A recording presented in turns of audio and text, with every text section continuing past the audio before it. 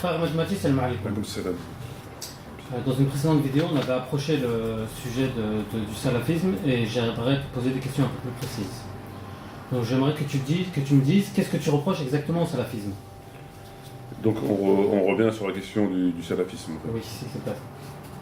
Donc, أعوذ بالله من الشيطان الرجيم بسم الله الرحمن الرحيم والصلاة والسلام على سيدنا محمد وعلى آله وأصحابه أجمعين والسلام عليكم ورحمة الله وبركاته. Le salam à nos frères, à nos sœurs et le bonsoir aux éventuels musulmans qui nous écouteraient. Car il faut bien aussi les saluer. Tout à fait. C'est ce qu'on appelle la politesse. Donc, tu peux. Qu'est-ce que tu reproches? Et salam à toi aussi. Merci. Je crois que tu m'avais oublié. Qu'est-ce que tu reproches exactement au salafisme? Qu'est-ce que je reproche au salafisme? Oui. Comme on en a parlé très récemment, c'est que le salafisme, comme toutes les autres sectes, car il s'agit bien sûr de sectes, c'est pas péjoratif, mais c'est le terme qui est approprié, n'a aucun fondement.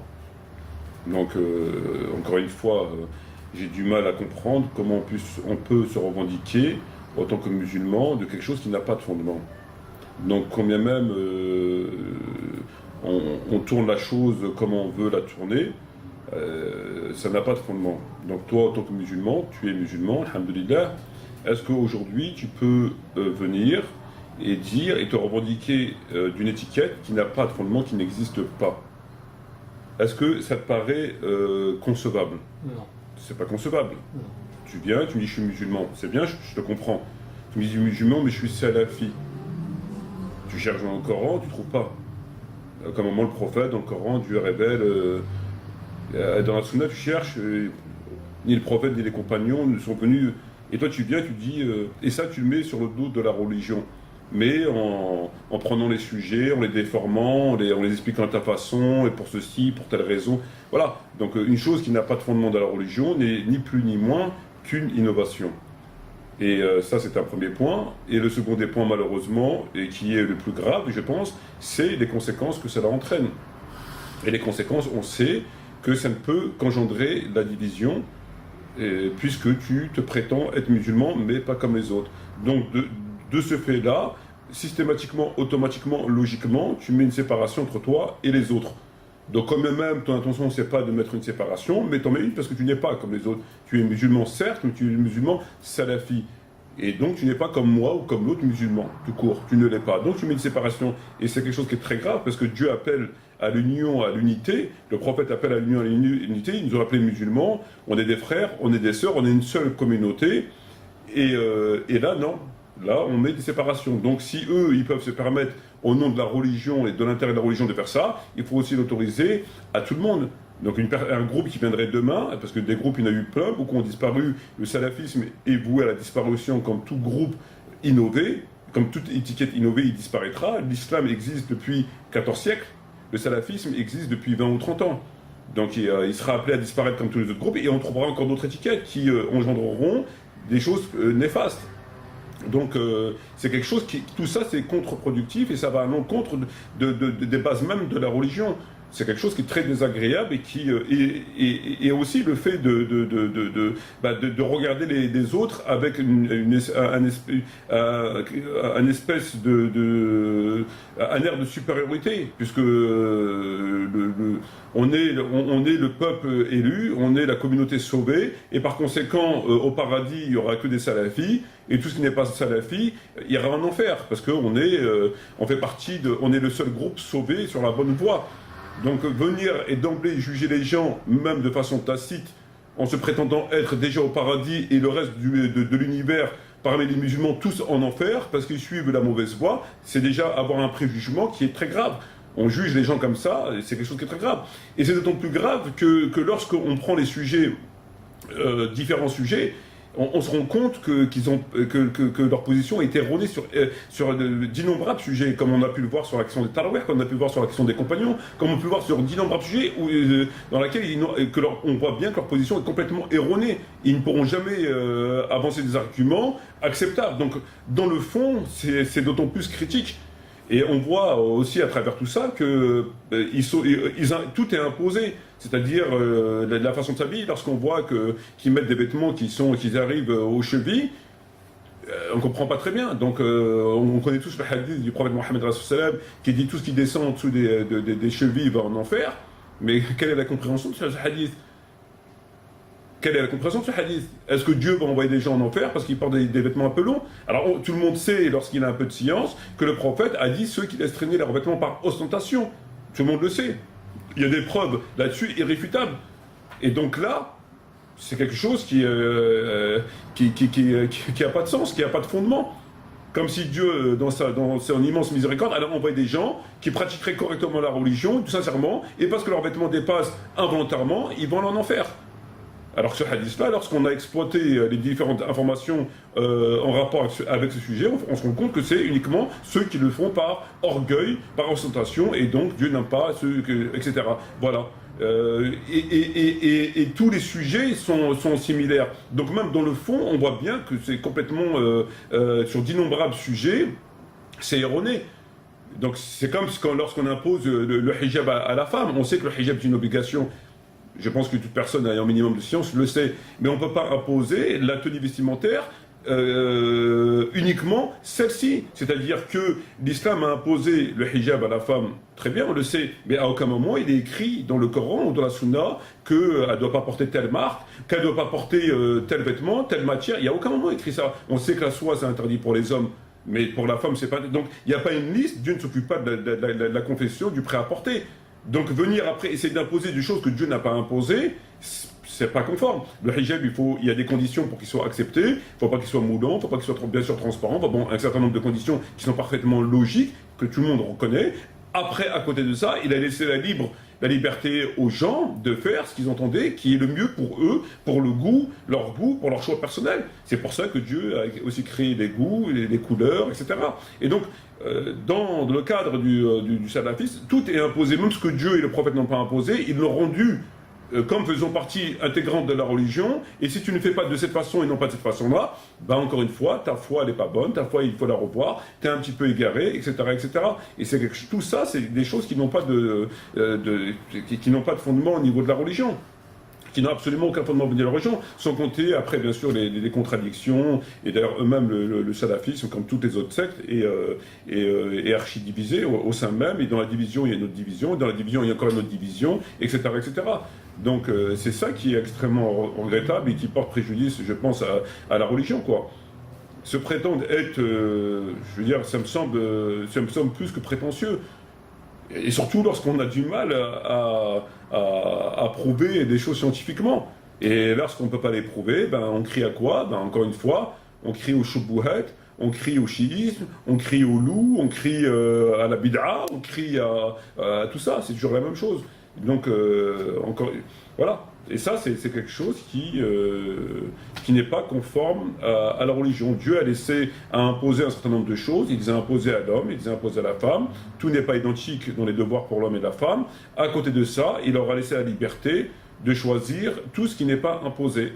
Dans le salafisme, tout est imposé. Absolument tout de A à Z. Et même ce qui n'est pas imposé est devenu imposé. Et ça, c'est très grave, puisque les gens, à un moment donné, ils sont tellement pressés dans leur tête que, voilà, c'est grave, quoi. Leurs savants, ils connaissent tout, les autres savants, ben, on se demande pourquoi ils disent, ils connaissent rien. Leurs livres sont c'est les meilleurs, les autres livres, c'est des conneries qu'il y a dedans. C'est quoi, ça? C'est quoi? C'est une prétention qui, en elle-même, est contraire à la religion. C'est une prétention elle-même, la prétention, cette position-là, d'être je sais tout et le reste c'est rien, ça c'est déjà quelque chose qui est choquant. C'est quelque chose qui ne peut que choquer. Et après, encore une fois, comme je l'ai dit, on peut rentrer dans le fond du sujet, et on verra que leur position sur tel et tel sujet est contraire complètement à la science. Oui, tu as parlé du salafisme comme une secte. Mais qu'est-ce qu'une secte pour toi? Une secte, c'est tout groupement d'êtres humains, qui soient 5, 10, 1000, 1 milliard, 100 millions, et qui, par ce groupement-là, et selon une idéologie, qu'elle soit religieuse ou pas religieuse, sont enfermés dans leur bulle et estiment qu'ils sont les seuls à connaître la vérité, à être sur le droit chemin, et que le reste de l'univers est dans l'obscurité. Voilà. Et ils n'entendent strictement rien. Tu auras beau parler, ils entendent strictement rien. Tu ne peux même pas ouvrir la bouche, c'est clair, il n'y a même pas besoin de discuter. C'est comme ça, c'est le secte, c'est le propre d'une secte. C'est nous, on sait tout, vous savez rien, tu n'as même pas besoin de parler, on est les meilleurs, et etc., etc., etc. C'est ce qu'on appelle une secte, quoi. Dans ce cas-là, l'islam est aussi une secte. Ben non, puisque justement, lorsque tu lis le Coran et la Sunna, tu te rends compte que l'islam appelle à la réflexion. Combien de versets coraniques Dieu appelle l'homme à utiliser son cerveau? Combien de versets coraniques appellent l'homme à ramener ses preuves? Et justement, c'est tout le contraire. Dieu nous incite constamment à réfléchir dans le Coran, à méditer. Donc c'est tout le contraire. Le prophète Mohammed, il a toujours eu des confrontations théologiques avec Ahl al-Kitab par exemple, ou avec les mouchriquins. Il s'est jamais enfermé dans sa bulle, et puis il a jamais refusé le débat, il a jamais. Donc l'islam est tout le contraire d'une secte. L'islam harmonise une idée de pensée, harmonise une position sur un ensemble de choses qui est communément accepté et acceptable. À côté de ça, il laisse la liberté aux gens justement d'écouter, de répondre, de chercher, de comparer, etc. etc. C'est tout le contraire d'une secte. C'est tout le contraire d'une secte. Alors que dans toutes les sectes, c'est un enfermement. Le propre d'une science, c'est d'avancer constamment, de se remettre en question. C'est ça une science. Et quand tu es dans une secte, tu n'avances plus. Tu n'es plus ouvert, tu n'écoutes plus. Tu restes sur ta position et ça s'arrête là. Or, une science ne peut pas évoluer si elle ne s'adapte pas au temps, si elle ne comprend pas ses idées, si elle ne fait pas de la recherche. Le propre d'une science, le progrès, c'est de se remettre en question et de développer constamment. C'est ce qui a fait la civilisation d'aujourd'hui, c'est que tout le temps on cherche. Tout le temps on est en train de chercher, que ce soit dans le domaine médical, que ce soit dans le domaine... on est tout le temps en train de se remettre en question et chercher, et chercher. C'est ça le propre d'un être humain, c'est de se remettre en question et tout le temps chercher. Une secte, c'est tout le contraire. On a tout trouvé, on n'a rien à chercher, et stop. Voilà, c'est tout le contraire. L'islam est tout le contraire d'une secte, ça n'a rien à voir. Mais si je peux me permettre, dans l'islam, l'islam est figé aussi. Sur un certain nombre de points, il n'y a pas d'évolution, il n'y a rien à attendre. L'islam est figé sur un certain nombre de points qu'on ne peut pas remettre en question dans la mesure où ces points il est établi que ces points-là n'ont pas à être remis en question, ou c'est quelque chose qui c'est une évidence. L'interdiction de l'alcool, il est établi que l'alcool, c'est cela. Donc, c'est une loi qui est valable jusqu'à la fin du monde, qu'on ne peut pas remettre en question. Donc, il y a un certain nombre de choses où personne ne peut polémiquer dessus, personne ne peut revoir, parce qu'il est communément reconnu, admis, accepté que ça ne changera pas jusqu'à la fin du monde. Et c'est des choses qui sont évidentes que personne ne peut venir et dire le contraire. Et sur le reste des choses, l'islam nous laisse la liberté entière de faire appel à notre réflexion et de revoir les textes. Je ne sais pas, quand tu prends les textes quand le prophète Mohammed dit « enseignez à vos enfants l'arc », c'est un texte qui est réformable dans la mesure où il n'y a plus d'arc. Donc tu reverras avec enseigner à vos enfants la Kalachnikov, ou etc. Quand le prophète Mohammed dit payer la personne, le salarié, l'ouvrier avant que sa sueur ne sèche, aujourd'hui on a des contrats de travail, donc tout ça on peut revoir, et il faut les revoir. Une secte vous dira tout le contraire. Ils n'ont pas compris, encore une fois, qu'il y a des choses qu'on peut revoir par rapport à l'époque. C'est parce qu'ils ont enfermé tout dans le cadre du Coran et de la Sunna. La Sunna, c'est tout ce qu'a fait, comme on l'a dit l'autre fois, tout ce qu'a fait le prophète est une Sunna. Donc, si c'est une Sunna, on doit la faire. Alors que pas du tout. Il y a des choses qui sont propres, il y a énormément de choses qui sont propres à l'époque. Donc pourquoi que dans ces cas-là, on devrait laisser les voitures et puis monter sur une bourrique, enfin bref, on ne s'assoit pas sur une table parce que le prophète s'est passé sur une table, donc on va s'asseoir par terre. On ne va pas manger avec nos mains, on va pas manger avec des fourchettes, on va manger parce que le prophète mangeait avec des fourchettes. On ne va pas prendre notre dentifrice pour se nettoyer les dents parce que le prophète faisait un morceau de bois. Voilà où on en arrive. Voilà, ça te fait rire. Oui. Et tout ça, c'est ce qui se passe malheureusement aujourd'hui. Non mais tu peux rigoler. Excuse-moi. Et tout ça, c'est ce qui se passe aujourd'hui. Et donc, par exemple, moi, comme je suis vêtu, c'est pas conforme à la religion, parce que le prophète ne portait pas de costume. Le prophète portait une djellaba. Donc moi, je vais mettre une djellaba, un camis, si je vais aller travailler, je vais conduire mon bus, mon train, mon camion, ma voiture, etc., avec mon camis. Et la barbe aussi, dans laquelle on a pu... Et la barbe aussi. La barbe où il faut... et puis après, bon, bah, si le patron veut bien... Ça va pas. Il y a un problème dans tout ça. Il y a un problème dans tout ça. Et le plus gros problème qui se pose, c'est il y a une grosse hypocrisie qui pèse. Il y a une grosse hypocrisie qui pèse. C'est que on se dit attaché à tout ça. On se dit attaché de façon radicale et imperturbable et déterminé aux lois, à l'islam, au Coran, et on voit qu'il n'y a rien qui est mis en application. Je veux dire, tout ce qui est... je veux dire, on est tous chez les koufars, enfin, je veux dire, on est tous... On pratique rien de notre religion. Je veux dire, on dit souvent le prophète il a dit, le prophète a dit, le prophète il a dit, mais il a aussi fait, il n'a pas que dit. Donc, qu'est-ce qu'ils font pour la Palestine? Qu'est-ce qu'ils font pour les musulmans qui sont détenus dans les maisons d'arrêt françaises, qui n'ont même pas de quoi continuer?